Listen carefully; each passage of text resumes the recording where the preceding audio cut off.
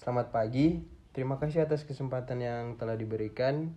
Saya Merveleux Julianus Supit dengan NIM 3252315 ingin memberikan penjelasan apa itu reaksi kimia dalam pemutih pakaian berbahan kimia. Penjelasan dari reaksi kimia pemutih pakaian dengan bahan kimia ialah pemutihan pakaian menggunakan bahan kimia adalah proses menghilangkan noda atau warna pada kain menjadi lebih cerah atau putih.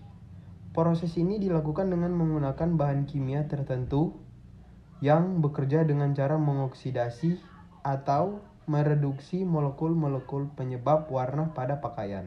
Ciri-ciri dari reaksi kimia pemutih pakaian dengan bahan kimia ialah pertama, perubahan warna. Pemutih bereaksi dengan besi dan mengubahnya menjadi karat yang menempel pada pakaian dan menyebabkan perubahan warna kuning atau merah. Yang kedua, pembentukan gas beracun. Pemutih bereaksi dengan amonia menghasilkan gas beracun yang disebut kloramina, yang dapat menyebabkan nyeri dada dan sesak napas. Pemutih bereaksi dengan alkohol gosok menghasilkan kloroform. Yang ketiga, pemutih dan bahan kimia lainnya. Pemutih dapat bereaksi dengan berbagai bahan kimia tergantung pada jenis bahan aktifnya. Pemutih dapat berupa alkali atau asam, dan jenis yang paling umum digunakan adalah natrium hipoklorit alkali. Pemutih berbahan dasar klorin seperti natrium hipoklorit atau NaC10 memiliki sifat disinfektan dan pengoksidasi. Pemutih berbahan dasar sulfur dioksida bertindak sebagai agen pereduksi, dapat membunuh bakteri, jamur, dan ragi liar.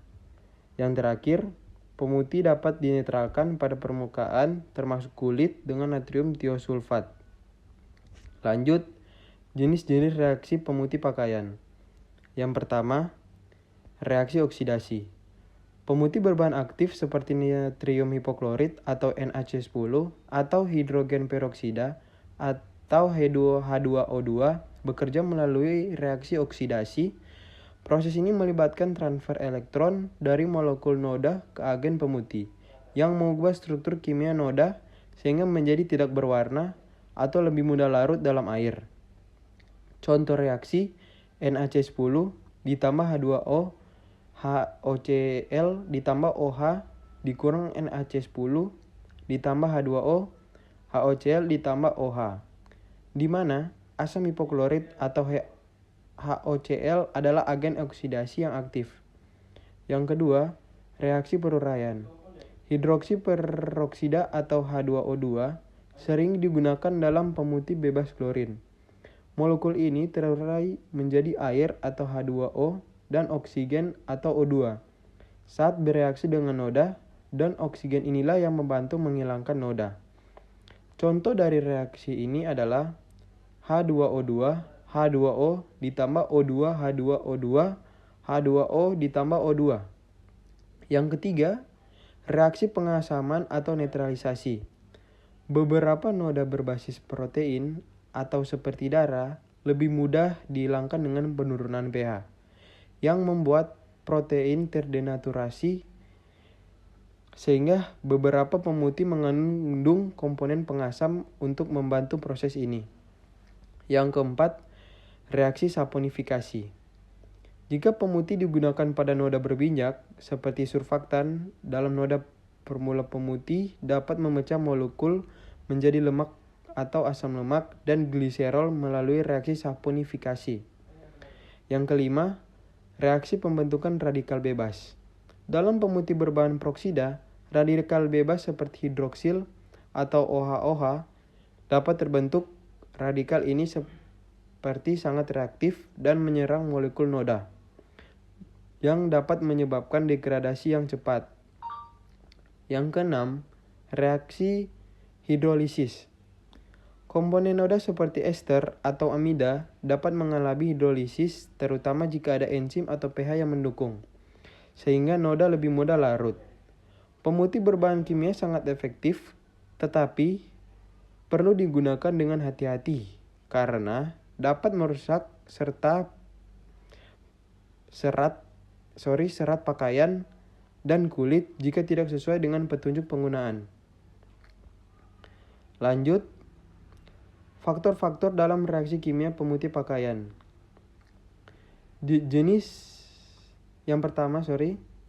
zat aktif pemutih berbasis klorin atau seperti natrium hipoklorit bekerja melalui oksidasi kuat. Sedangkan pemutih berbasis oksigen atau seperti hidrogen peroksida atau natrium perkarbonat lebih lembut dan efektif pada suhu lebih tinggi. Jenis zat aktif memengaruhi reaksi dan jenis noda yang bisa dihilangkan. Yang kedua, konsentrasi pemutih. Semakin tinggi konsentrasi pemutih, semakin cepat reaksi kimia terjadi. Namun, terasi yang terlalu tinggi dapat merusak serat kain. Yang ketiga, pH atau larutan. Pemutih berbasis klorin biasanya efektif pada pH basah sekitar 11-12. Sementara berbasis oksigen cenderung lebih fleksibel, tetapi di lingkungan netral hingga basah. Yang keempat, suhu. Reaksi pemutih berbasis oksigen dipercepat oleh suhu tinggi. Pemutih berbasis klorin kurang bergantung pada suhu. Tetapi suhu yang terlalu tinggi dapat menyebabkan penguapan atau penguraian. Yang kelima, waktu kontak. Semakin lama waktu kontak pemutih dengan kain, semakin efektif reaksinya.